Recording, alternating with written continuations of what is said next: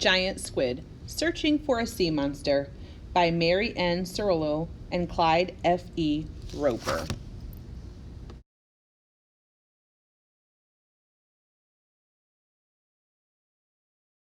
A creature of colossal size.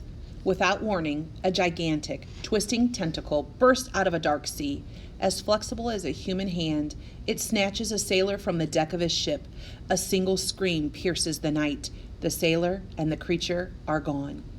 When the seas were still largely uncharted, sailors and fishermen told stories like this about a mythic monster of the deep.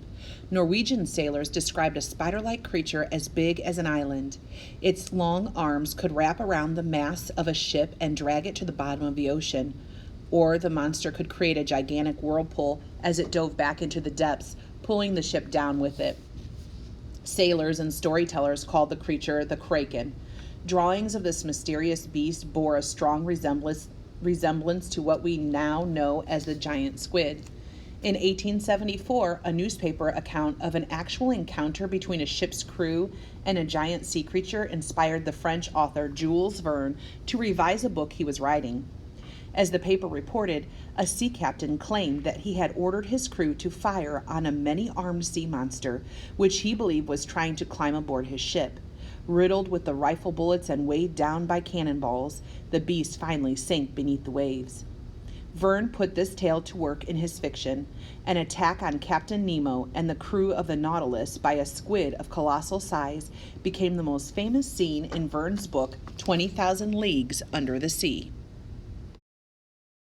Early clues. Eventually, these bizarre creatures, or at least evidence of them, began to show up in more than just seafarers' tales. In the 1700s and 1800s, many captains of whaling ships were amateur naturalists, people who study nature. They recorded what they observed in their ship's logs. Some of these captains hunted sperm whales, the largest toothed whales that ever lived. When they hauled their catch on board, they often noticed strange circular scars on the whale's head and jaws. These scars suggested a fierce wrestling match with some enormous beast. But what creature could take on a 70-ton whale? Inside the stomachs of the whales was another mystery, waxy balls of a smelly substance called ambergris. These oily lumps are made by the digestive juices of whales. Ambergris coats any hard object a whale swallows that could irritate its stomach. In the center of the lumps, sailors found what looked like large birds' beaks. In 1861, a French warship encountered a sea monster. The sailors harpooned it several times but only succeeded in hauling up the back end of the beast. However, that was enough to identify their prize as a giant squid. Fresh ambergris from a whale's stomach stinks, but over time it mellows into an attractive fragrance used in expensive perfumes. Did sperm whales eat birds? Observant whaling captains finally figured out the source of both the round scars and the sharp beaks. They came from squids. The sailors had eaten many types of small squids, which were plentiful in the sea. They knew that a squid has powerful suction cups on its arms and tentacles and a sharp beak inside its mouth. As it battled the whale, a very large squid could have wrapped its arms around the whale's jaws to try to fight off its attacker and escape. The many beaks inside the sperm whales' stomachs revealed that most squids lost the fight. The largest beaks, the size of a man's fist, and the round scars as big as hockey pucks could have come only from giant squid. Before scientists knew the actual size of giant squid, artists imagined they might be as big as sperm whales. Where would a sperm whale and a giant squid meet? Whaling captains harpooned sperm whales when these marine mammals came to the surface to breathe. Little did the sailors know then that the whales regularly dived down to 4,000 feet, 1,200 meters, or even deeper. It's there in the deep ocean that the sperm whales encounter their favorite meal, the giant squid. The giant squid's beak is made of chitin and is similar to crab and lobster shells. Round scars embedded in a sperm whale's soft skin reveal that the giant squid's suckers were rimmed with small, sharp teeth. Occasionally, a dying giant squid was hauled up in a fishing net, or pieces of giant squid would wash ashore. In 1873, Newfoundland fishermen caught what they called a sea monster and showed it to their local clergyman, the Reverend Moses Harvey. In those days, ministers often served as the local experts on scientific as well as spiritual matters.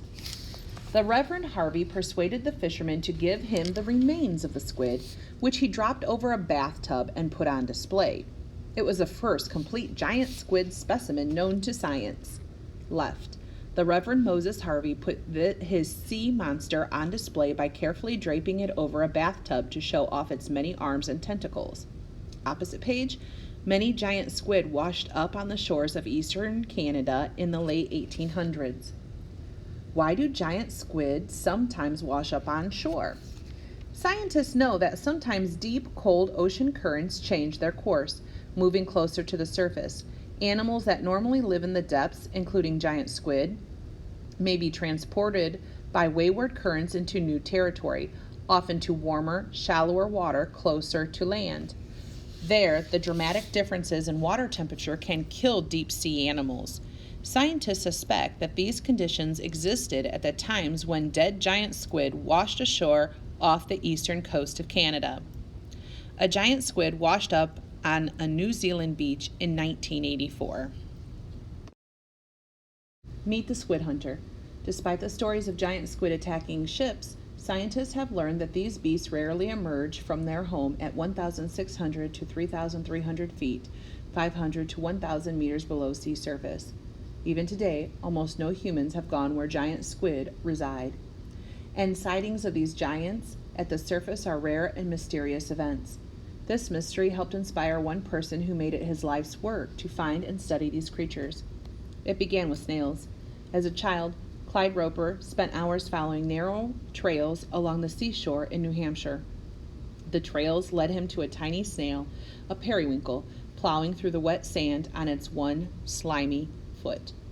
Clyde didn't realize until years later that these tracks in the sand were the first clues in his hunt for the giant squid. Snails and squids are related. They belong to the same group, mollusks, which means soft-bodied animals. Some, such as periwinkles, have shells to retreat into. Others, such as squids, do not. But who needs a shell when you have nifty ways to escape predators and capture food? A squid can make a quick escape using jet propulsion. It shoots water out of its body through a funnel to rocket backward, like a balloon suddenly releasing its air. A squid is an aggressive hunter, equipped with 8 arms and 2 long feeding tentacles that it keeps tucked between its arms until it is ready to strike. Then, the squid shoots out the tentacles to capture its prey and drag it to the sharp beak inside its mouth. Clyde Roper, giant squid hunter. A periwinkle in its trail, just like the ones Clyde followed as a child. The diagram of the giant squid. 2 tentacular clubs, 2 feeding tentacles, 8 arms, beak, eye, funnel, mantle, stabilizing fins. Some mollusks have shells. Others do not. Nudibranchs have other ways to protect themselves, such as secreting acid to discourage an attacker. In college, Clyde studied the group of mollusks called cephalopods, a word that means head-footed.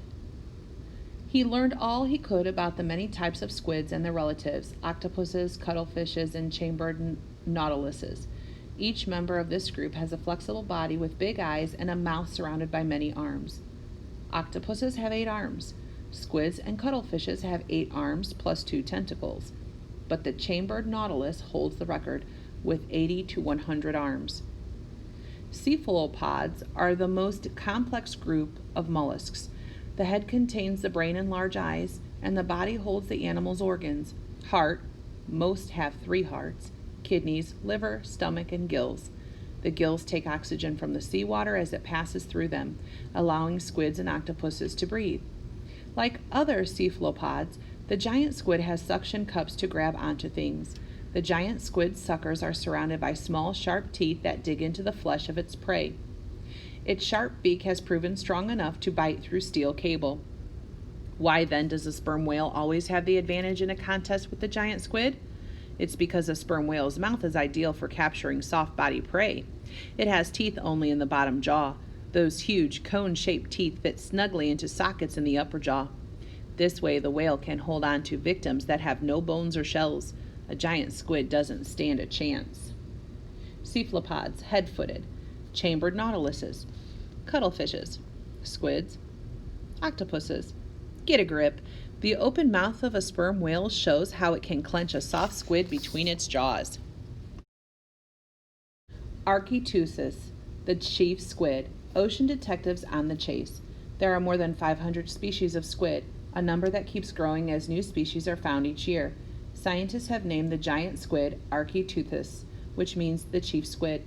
Clyde Roper decided to dedicate himself to studying this secretive squid that scientists knew so little about. But how would he study a creature that was so difficult to find? The dilemma made it intriguing to Clyde. He felt like a detective looking for a suspect that had escaped capture for centuries. How scientists solve mysteries.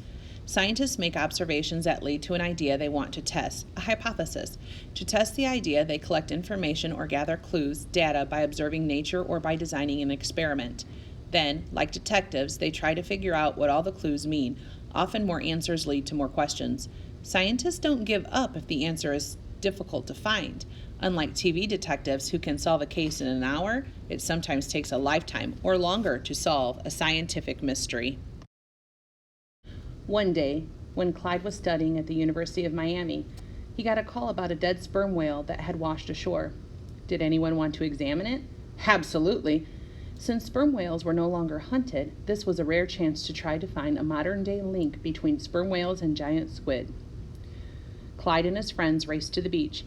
They jumped into the ditch that had been dug to bury the whale's body.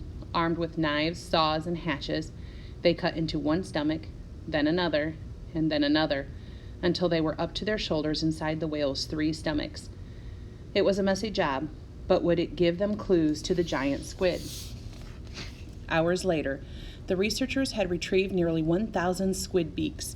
They were amazed by the huge number of squids a whale could eat, but none of the beaks belonged to a giant squid. However, they did discover many large circular scars around the whale's mouth, proving the whale had battled and devoured giant squid during its lifetime. Eager to clean up before getting into their car, Clyde and his friends trotted to the water's edge. They saw dozens of shark fins just beyond the surf, attracted by the smell of whale blood. Change of plans. The men had to drive back home in their blood-soaked clothes. A beach sperm whale gives Clyde Roper a chance to look for giant squid. Dissecting a sperm whale carcass could teach Clyde and his fellow graduate students about the whale's favorite food. Clyde really gets into his work. After years of study, Clyde Roper was now a PhD, a doctor of science. Dr. Roper was invited to join the staff of the Smithsonian Institution's Museum of Natural History in Washington, D.C. He began investigating many kinds of squids, from species the size of his thumbnail to ones nearly as tall as he was. Soon, specimens of all kinds of squids arrived at the Smithsonian for Clyde to examine, including giant squid. The work only fueled his curiosity to see a live giant squid in the ocean. Glass squid, southern calamari squid, oval squid. There are more than 500 known species of squids, with more being discovered each year. A sperm whale off the coast of Japan munches on a giant squid. How many giant squid are there, and how do we know? Researchers have estimated the population of giant squid by counting the number of giant squid beaks found inside sperm whales' stomachs. The whales can't digest hard objects, so the beaks are usually passed out of the whales in about a week, encased in ambergris. One sperm whale may eat as many as 20,000 squids a week. Of those, perhaps only 3 are giants. So one sperm whale may devour about 150 giant squid a year. It's estimated that there are at least 400,000 sperm whales living in all the world's oceans. Some whale biologists think there may be more than 1 million. So how many giant squid do all those whales eat each year? That's 60 million giant squid. Of course, not all giant squid are eaten by sperm whales. So there could be many more millions of giant squid hiding deep in the world's oceans. What autopsies reveal? In all of recorded history, fewer than 500 specimens of giant squid have ever been found. In more than 40 years of research, Clyde has examined nearly 100. The largest giant squid ever recorded was reported to measure 60 feet, 18 meters long. Clyde suspects that those who claim to have found the world's largest giant squid may have stretched the squid and the truth a bit too, to make it seem longer. The largest specimen that Clyde has studied was nearly 46 feet, 14 meters long. Most of the adult giant squid found have been about 25 to 33 feet, 7.5 to 10 meters long. The tentacles make up 2/3 of their overall length. The giant squid ranks among the ocean's largest animals. Its size exceeded only by a few species of whales and sharks. Squids, much like trees, have growth rings. Squids' rings are located in tiny bones called statoliths. They are called daily rings because a new ring is laid down each day. Clyde has counted the giant squid's growth rings to figure out that it lives about a year, possibly two. This tells scientists that giant squid are very fast-growing animals. Clyde Roper Top and Michael Sweeney examined a large giant squid that had been caught in a fisherman's net off New Zealand. Clyde checks to see how his 6-foot, 183-centimeter frame measures up next to the mantle of a giant squid. A statolith, shown in front and back views, helps a squid maintain its balance and tell it how fast it is swimming. Circular rings in statoliths can be used to estimate a squid's age. A statolith was cut into a very thin slice to be viewed under a microscope. Each dark and light band represent 1 day's growth. The adult giant squid's eyes, its most remarkable feature, are the size of car headlights. How do they penetrate the permanent darkness of the deep sea to find their prey? How far can giant squid see? Clyde wanted to answer these questions and many more. Clyde talked with deep-sea fishermen who had caught a giant squid in their fishing nets. He examined bodies of squid that had washed up on shore, but dead or dying specimens couldn't answer the one big question that haunted Clyde. How does a giant squid behave in its natural habitat? He decided he had to find out. The eye of a giant squid is the largest in the natural world. This one is nearly the size of Clyde's head.